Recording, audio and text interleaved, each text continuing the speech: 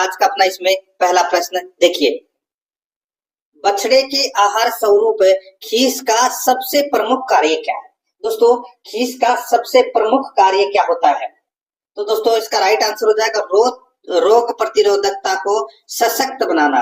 रोग प्रतिरोधकता को सशक्त बनाना ये खीस का प्रमुख कार्य है। यहाँ पर सी नंबर का जो ऑप्शन है वो इसका राइट आंसर हो जाएगा। दोस्तों, आप सभी को पता है कि नवजात बछड़े को ये दिया जाता है, ठीक है, और ये दूध का गाढ़ा रूप होता है जो ब्याने के तुरंत बाद ये निकलता है, ठीक है, और करीबन 10 दिन तक है वो खीस है वो पिलाना चाहिए बछड़े को। तो यहाँ पर सी नंबर ऑप्शन बिल्कुल सही। आगे देखिए, सेकंड नंबर का प्रश्न है, पशु रोगों की रोकथाम में शामिल है। पशु रोगों की रोकथाम में क्या शामिल है? दोस्तों यहाँ पर देखिए, इसमें चरागाह परिवर्तन, टीकाकरण, रोगी पशु की छटनी। तो दोस्तों ये सभी क्या है, ये पशु रोगों की रोकथाम में शामिल है। तो यहाँ पर डी नंबर का ऑप्शन बिल्कुल सही उत्तर हो जाएगा। अच्छे यानी कि अच्छी पशु आवास व्यवस्था, ठीक है, तुरंत जांच, टीकाकरण, ये सभी है वो पशु रोग की रोकथाम के लिए अपन ये कर सकते हैं। राइट आंसर हो जाएगा डी नंबर ऑप्शन बिल्कुल सही। 3 नंबर का प्रश्न है, इसमें देखिए नवजात बछड़ों में BQ टीका किस उम्र में लगाया जाना चाहिए? बताइए, नवजात बछड़ों में BQ का टीका किस उम्र में लगाया जाना चाहिए? तो इसका राइट आंसर हो जाएगा दोस्तों, ये 3 माह में लगाया जाना चाहिए दोस्तों, ठीक है। यहाँ पर अपना इसमें ए नंबर का जो ऑप्शन है वो इसका राइट आंसर हो जाएगा। और ये BQ टीका है, ये लंगड़ा बुखार से बचाव हेतु दोस्तों वर्षा ऋतु से पहले 3 माह की आयु में ये लगाया जाता है, ठीक है। राइट आंसर हो जाएगा यहाँ पे ए नंबर ऑप्शन बिल्कुल सही। 4 नंबर का प्रश्न है, इसमें देखिए घी में वसा प्रतिशत कितना होता है? घी में वसा प्रतिशत कितना होता है? देखिए, दूध में तो पानी करीबन 90% होता है। दूध के अंदर पानी की मात्रा है वो करीबन 90% होती है, और घी में जो वसा का प्रतिशत होता है वो होता है दोस्तों इसमें 99%। यहाँ पर सी नंबर का जो ऑप्शन है वो इसका राइट आंसर हो जाएगा, इसमें याद रखना, ठीक है। आगे देखिए दोस्तों, यहाँ पे 5 नंबर का प्रश्न है, निम्नलिखित में से कौन सी लेयर्स की विशेषता नहीं है? अब दोस्तों मैंने आपको बताया, एक है बॉयलर और एक है लेयर्स। तो दोस्तों बॉयलर्स का मतलब क्या है कि वे दोस्तों जैसे कि मुर्गियां हैं, है ना, उनको सिर्फ और सिर्फ मांस उत्पादन के लिए रखा जाता है, वो होता है बॉयलर, ठीक है। और लेयर्स होता है ये अंडा उत्पादन से संबंधित होती है। तो यहाँ पर दोस्तों लेयर्स मादाएं होती है जिनमें अंडा उत्पादन की दर अधिक होती है, ठीक है। तो यहाँ पर देखिए मादाओं में अंडा उत्पादन की दर उच्च होती है, बिल्कुल सही है। पक्षियों को ताजा संतुलित आहार दिया जाता है, तो दोस्तों ये भी बिल्कुल सही है। सबसे अच्छी परतें व्हाइट लेगोर्न की होती है, तो दोस्तों बिल्कुल सही है। सर्वाधिक अंडे दोस्तों व्हाइट लेगोर्न मुर्गी की नस्ल है वो देती है। यहाँ पर अपना इसमें राइट आंसर हो जाएगा वो है इसमें डी नंबर का। देखिए कौन सी विशेषता नहीं है, तो देखिए इसमें इनमें टीकाकरण नहीं होता, तो दोस्तों इनमें तो टीकाकरण होता है, ठीक है। राइट आंसर हो जाएगा यहाँ पे डी नंबर का जो ऑप्शन है वो इसका बिल्कुल सही उत्तर हो जाएगा इसमें। आगे देखिए 6 नंबर का प्रश्न है, निम्न में से बाह्य परजीवी रोग उत्पन्न करने वाले अवयव हैं। बाह्य परजीवी रोग उत्पन्न करने वाले अवयव हैं वो कौन से हैं?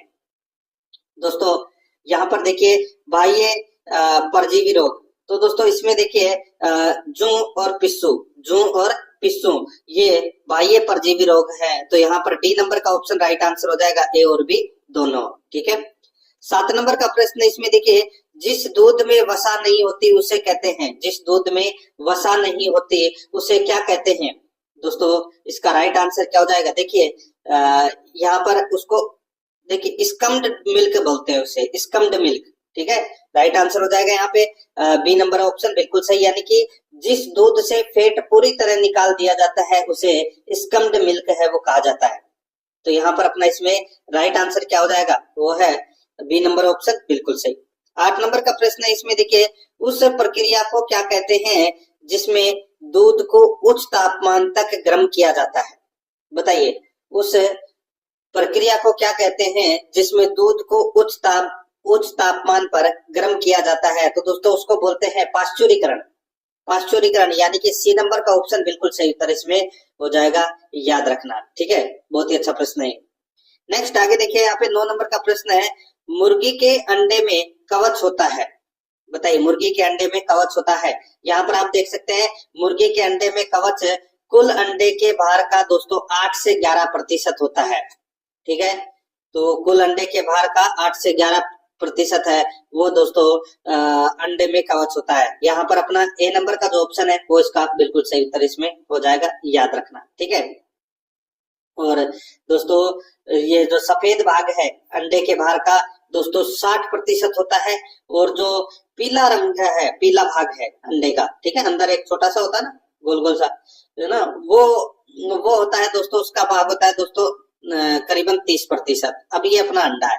ठीक है, तो जिसमें 8 से 11%, तो इसमें अंडे के कवच का भाग होता है, 60% इसमें सफेद भाग होता है, और 30% इसमें पीला भाग होता है। ठीक है, यहाँ पर अपना इसमें राइट आंसर क्या हो जाएगा, ए नंबर ऑप्शन बिल्कुल सही। और अंडे का कुल औसत वजन कितना होता है, तो वो है 58 ग्राम, ये भी आपको याद रखना है।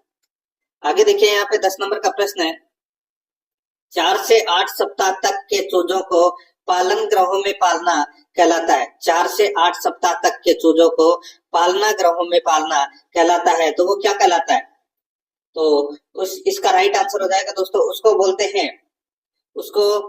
हैं दोस्तों रियरिंग बोलते हैं। क्या बोलते हैं, रियरिंग। तो यहाँ पर अपना इसमें राइट आंसर हो जाएगा डी नंबर का ऑप्शन बिल्कुल सही उत्तर हो जाएगा। 4 से 8 सप्ताह की उम्र के चूजों को पालने की प्रक्रिया है वो दोस्तों रियरिंग कहलाती है, ये आपको इसमें याद रखना है। ठीक है, तो यहाँ पर इसमें डी नंबर का ऑप्शन बिल्कुल सही। नेक्स्ट आगे देखिए, 11 नंबर का प्रश्न है, देखिए गलत युग्म कौन सा है वो अपने को यहाँ पर बताना है। एक तरफ है दोस्तों पशु दे रखा है, दूसरी तरफ नस्ल दे रखी है। देखिए यहाँ पे भेड़ की नस्ल है दोस्तों कराकुल है, तो दोस्तों बिल्कुल सही है। भेड़ की मगरा, चोकला, मेरिनो, कराकुल, ये भेड़ की नस्लें हैं। भैंस की दोस्तों यहाँ पे मगरा दे रखी है, ये दोस्तों इसमें गलत हो जाएगा। दोस्तों देखिए, मैं आपको बताऊं, इसमें मगरा है, ये भेड़ की नस्ल है। भैंस की नस्ल तो मुर्रा, सूरती, रावी, भदावरी, मेहसाणा, ये भैंस की नस्लें। ऊंट की नस्ल बीकानेरी है, और गाय की नस्ल राठी है। तो यहाँ पर कौन सा गलत युग्म है, बी नंबर का ऑप्शन राइट आंसर हो जाएगा इसमें। 12 नंबर का प्रश्न इसमें देखिए, विश्व में महीन ऊन उत्पादन के लिए प्रसिद्ध भेड़ की नस्ल है। महीन ऊन उत्पादन के लिए प्रसिद्ध भेड़ की नस्ल है, तो वो कौन सी है दोस्तों, इसका राइट आंसर हो जाएगा वो है इसमें मेरिनो। तो यहाँ पर अपना इसमें राइट आंसर डी नंबर का ऑप्शन बिल्कुल सही उत्तर इसमें हो जाएगा। मेरिनो भेड़ का जो जन्म स्थान है वो है दोस्तों स्पेन, ये भी आपको इसमें याद रखना है, स्पेन है। ठीक है, और ये अब सारे विश्व में दोस्तों फैल गई है, और ये भेड़े हैं वो बारीक ऊन के लिए प्रसिद्ध है। 7 से 13 किलो ऊन है वो प्रतिवर्ष प्राप्त होती है इस भेड़ से। डी नंबर का ऑप्शन बिल्कुल सही।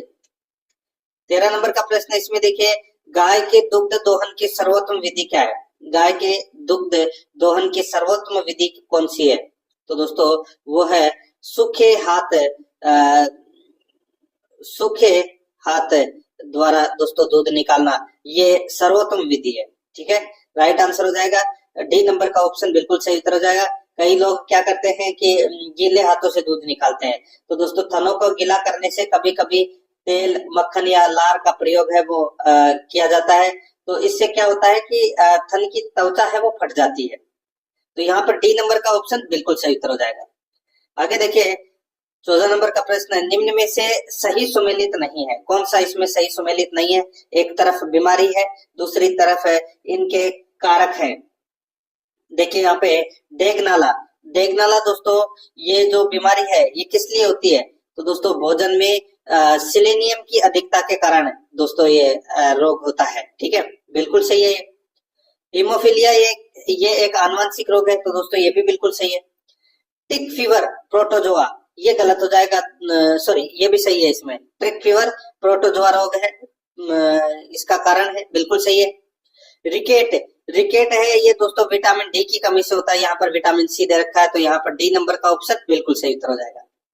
15 नंबर का प्रश्न है इसमें देखिए, एक संकर बच्चिया का प्रथम ब्यात की आयु होती है। एक संकर बच्चिया की प्रथम ब्यात की आयु कितनी होती है दोस्तों, इसका जो राइट आंसर हो जाएगा वो है प्रथम ब्यात की आयु दोस्तों 20 से 24 माह होती है। 20 से 24 माह राइट आंसर हो जाएगा यहाँ पे। ए नंबर का ऑप्शन बिल्कुल सही उत्तर हो जाएगा, याद रखना। ठीक है, नेक्स्ट आगे देखिए यहाँ पे 16 नंबर का प्रश्न है, निम्न में से किस नस्ल की बकरी की पिछली टांगों पर घने बाल होते हैं? बताइए कौन सी बकरी की टांगों पर यानी कि पिछली टांगों पर घने बाल होते हैं? तो यहाँ पर इसका राइट आंसर हो जाएगा, वो है इसमें कौन सी, तो वो है जमुनापारी बकरियां, जमुनापारी बकरियां। तो यहाँ पर अपना इसमें बी नंबर का ऑप्शन बिल्कुल सही उत्तर इसमें हो जाएगा। आगे देखिए दोस्तों यहाँ पे 17 नंबर का प्रश्न है, एस्केरियोसिस रोग के लक्षणों में शामिल नहीं है। एस्केरियोसिस रोग के लक्षणों में शामिल नहीं है। तो दोस्तों देखिए यहाँ पे देखिए भूख ज्यादा लगना, ठीक है, भूख ज्यादा लगना ये एस्केरियोसिस रोग के लक्षणों में शामिल है। ठीक है, तो या सॉरी नहीं है। पेट दर्द, दांत किटकिटाना, पेट लटकना ये एस्केरियोसिस रोग के लक्षण है, लेकिन भूख ज्यादा लगना ये नहीं है दोस्तों। यहाँ पर ए नंबर का ऑप्शन बिल्कुल सही उत्तर इसमें हो जाएगा, याद रखना। ठीक है, कभी कभी दस्त होना, पेट दर्द, भूख दोस्तों कम लगती है इसके अंदर, भूख ज्यादा लगना ये गलत दे रखा है, ए नंबर ऑप्शन सही। आगे देखिए अच्छे पशु आवास प्रबंधन के लाभ है। अच्छे पशु आवास प्रबंधन के क्या लाभ है दोस्तों? दूध उत्पादन में वृद्धि, सही ढंग से उचित देखरेख, प्रजनन क्षमता एवं उत्पादन क्षमता में वृद्धि। तो यहाँ पर अपना इसमें राइट आंसर क्या हो जाएगा? उपरोक्त सभी, डी नंबर का ऑप्शन बिल्कुल सही उत्तर हो जाएगा। आगे देखिए 19 नंबर का प्रश्न है, ताजे दूध में प्राकृतिक अम्लता का प्रतिशत होता है। ताजे दूध में प्राकृतिक अम्लता का प्रतिशत होता है, तो वो कितना होता है? तो वो होता है दोस्तों 0.12 से 0.18%, 0.12 से 0.18%। यहाँ पर ए नंबर का जो ऑप्शन है वो इसका बिल्कुल सही उत्तर इसमें हो जाएगा। आगे देखिए यहाँ पे 20 नंबर का प्रश्न है, खुरपका मुंहपका रोग में छालों के लिए प्रयुक्त करते हैं। खुरपका मुंहपका रोग में छालों के लिए प्रयुक्त करते हैं, तो छालों के लिए क्या प्रयुक्त करते हैं दोस्तों? इसका राइट आंसर हो जाएगा, देखिए पोटास, सुहागा, बोरिक एसिड ये सभी हैं वो खुरपका मुंहपका रोग में छालों के लिए प्रयुक्त करते हैं। तो यहाँ पर इसका राइट आंसर हो जाएगा उपरोक्त सभी, डी नंबर का ऑप्शन बिल्कुल सही। 21 नंबर का प्रश्न इसमें देखिए, डीप लीटर पद्धति में बिछाली हेतु उपयुक्त पदार्थ है। डीप लीटर पद्धति में बिछाली हेतु उपयुक्त पदार्थ है, तो वो कौन सा है दोस्तों? यहाँ पर देखिए लकड़ी का बुरादा, मूंगफली का छिलका, मक्का के भुट्टे का चूरा। तो दोस्तों ये सभी क्या है? ये डीप लीटर पद्धति में बिछाली हेतु उपयुक्त पदार्थ है। तो यहाँ पर अपना इसमें राइट आंसर है डी नंबर का जो ऑप्शन है वो इसका बिल्कुल सही उत्तर इसमें हो जाएगा, याद रखना। ठीक है, इसके लिए दोस्तों गेहूं का भूसा, सूखी घास, मूंगफली का छिलका ये सभी प्रयोग करते हैं दोस्तों, डी नंबर ऑप्शन बिल्कुल सही। आगे देखिए व्हिपिंग क्रीम को मथने से दूध का कौन सा रूप बनता है दोस्तों? व्हिपिंग क्रीम को मथने से दूध का कौन सा रूप बनता है? तो इसका राइट आंसर हो जाएगा वो है दोस्तों मक्खन। यहाँ पर डी नंबर का जो ऑप्शन है वो इसका बिल्कुल सही उत्तर हो जाएगा। ठीक है, और ये दूध की वसा से बनता है दोस्तों ये। तो यहाँ पर अपना इसमें राइट आंसर क्या हो जाएगा? डी नंबर ऑप्शन बिल्कुल सही। आगे देखिए 23 नंबर का प्रश्न है, देखिए टिम्पेनाइटिस यानी कि आफरा एक रोग है। तो आफरा एक रोग है, तो दोस्तों ये एक आहार जनित रोग है। क्या है? आहार जनित रोग, यानी कि फफूंद जनित रोग, जिसको अपन सॉरी आहार जनित, ठीक है, आहार जनित रोग है। डी नंबर का जो ऑप्शन है वो इसका राइट आंसर इसमें हो जाएगा, आहार जनित रोग है। ठीक है, और ये दोस्तों अधिक गीला चारा खाने के कारण दोस्तों पेट के अंदर दूषित गैस है वो जमा हो जाती है, उसकी वजह से दोस्तों ये आफर आ जाता है। ठीक है, जैसे बोलते हैं अपन, ये आहार जनित, डी नंबर ऑप्शन बिल्कुल सही। आगे देखिए खुरपका मुंहपका रोग में दिया जाने वाला टीका है, तो वो कौन सा है? सभी को पता होगा दोस्तों, ये एफएमडी टीका दिया जाता है दोस्तों। राइट आंसर हो जाएगा यहाँ पे ए नंबर का ऑप्शन बिल्कुल सही उत्तर इसमें हो जाएगा, याद रखना। आगे देखिए यहाँ पे 25 नंबर का प्रश्न है, भेड़ की चोकला नस्ल की प्रमुख विशेषता है। भेड़ की चोकला नस्ल की प्रमुख विशेषता है वो क्या है? तो दोस्तों देखिए इस भेड़ का शरीर सुगठित होता है, बिल्कुल सही बात है। इस भेड़ के चेहरे का रंग प्राय भूरा या काले रंग का होता है, ये भी बिल्कुल सही है। इसके कान एवं पूंछ मध्यम आकार के होते हैं, तो दोस्तों ये भी बिल्कुल सही है। यहाँ पर इसका राइट आंसर हो जाएगा उपरोक्त सभी, डी नंबर का जो ऑप्शन है वो इसका बिल्कुल सही उत्तर हो जाएगा। आगे देखिए 26 नंबर का प्रश्न है, पूर्ण दूध के दही में लैक्टिक अम्ल का प्रतिशत होता है? पूर्ण दूध के दही में लैक्टिक अम्ल का प्रतिशत होता है। तो दोस्तों इसका राइट आंसर हो जाएगा इसमें, बताइए दोस्तों। इसमें देखिए, इसमें होता है 0.6 से 1.1 प्रतिशत दूध दही में लैक्टिक अम्ल का प्रतिशत होता है। तो यहाँ पर अपना इसमें ए नंबर का जो ऑप्शन है वो इसका बिल्कुल सही उत्तर इसमें हो जाएगा, याद रखना, ठीक है, याद रखना, बहुत अच्छा प्रश्न है। तो यहाँ पर ए नंबर का जो ऑप्शन है वो इसका बिल्कुल सही उत्तर हो जाएगा। आगे देखिए दोस्तों, यहाँ पे 27 नंबर का प्रश्न है, देखिए अल्पाइन प्रजाति है। तो दोस्तों अल्पाइन किसकी प्रजाति है, बताइए दोस्तों। अल्पाइन प्रजाति है ये, इसमें प्रजाति की मैं बात कर रहा हूं दोस्तों यहाँ पे, ठीक है। तो ये दोस्तों देखिए, ये बकरी की प्रजाति है। किसकी? बकरी की। तो यहाँ पर ए नंबर का ऑप्शन बिल्कुल सही उत्तर हो जाएगा, बकरी की प्रजाति है दोस्तों। नेक्स्ट आगे देखिए, गाय के अयन में एकत्रित दूध के थनों द्वारा बाहर निकालने की क्रिया कहलाती है? गाय के अयन यानी कि गाय के थनों में एकत्रित दूध को थनों द्वारा बाहर निकालने की क्रिया है वो क्या कहलाती है?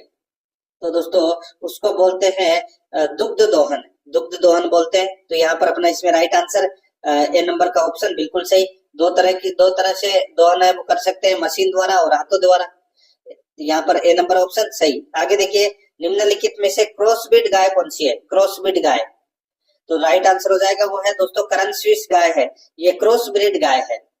और ये दोस्तों भारतीय साहिवाल और अमेरिका से मंगाए गए ब्राउन स्विस की नस्ल के संकरण से दोस्तों ये करन स्विस नस्ल है वो उत्पन्न की गई है, ठीक है। और ये करनाल में पैदा की गई है। राइट आंसर हो जाएगा यहाँ पे ए नंबर ऑप्शन बिल्कुल सही। आगे देखिए, दुग्धशाला में कलई किए गए बर्तनों को धोने में प्रयुक्त होता है, बताइए दोस्तों। दुग्धशाला में कलई किए गए बर्तनों को धोने में प्रयुक्त होता है, तो उसके लिए दोस्तों सोडियम बाइकार्बोनेट ये प्रयोग किया जाता है। यहाँ पर ए नंबर का ऑप्शन बिल्कुल सही उत्तर हो जाएगा।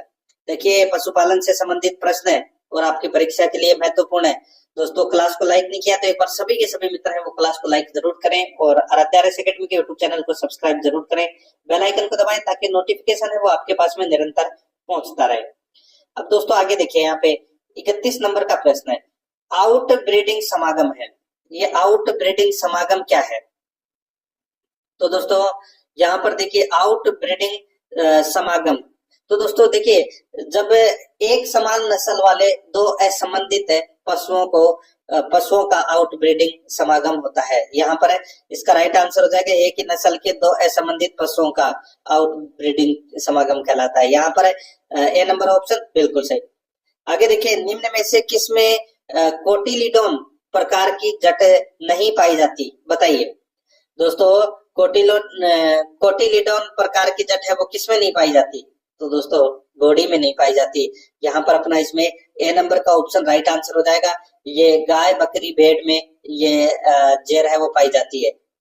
राइट आंसर हो जाएगा यहाँ पे ए नंबर का ऑप्शन बिल्कुल सही।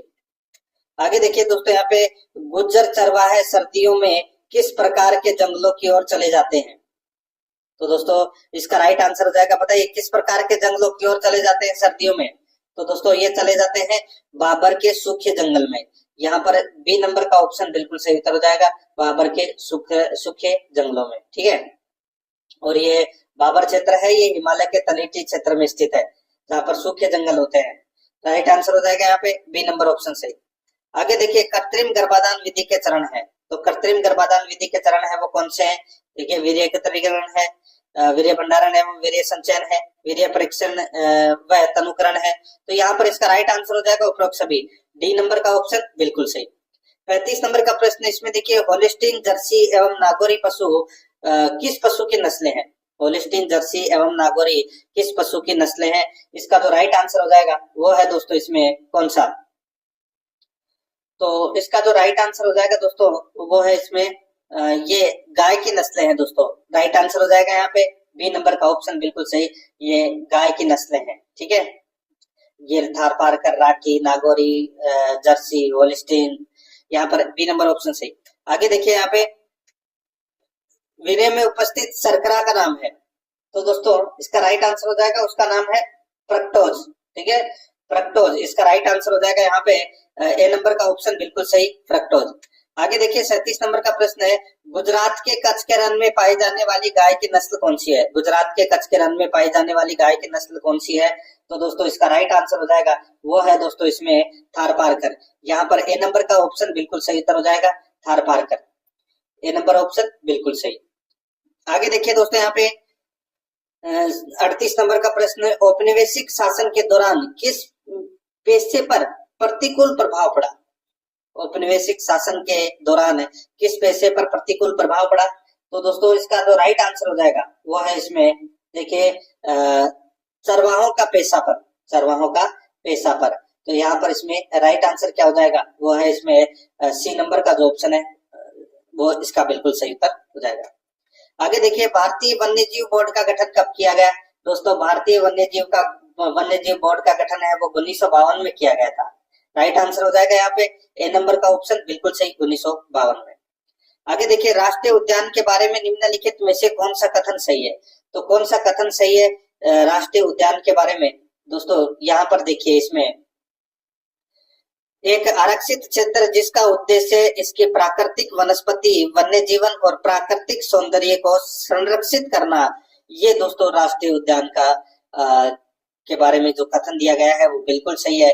यहाँ पर अपना इसमें राइट आंसर हो जाएगा बी नंबर का जो ऑप्शन है वो इसका बिल्कुल सही उत्तर हो जाएगा।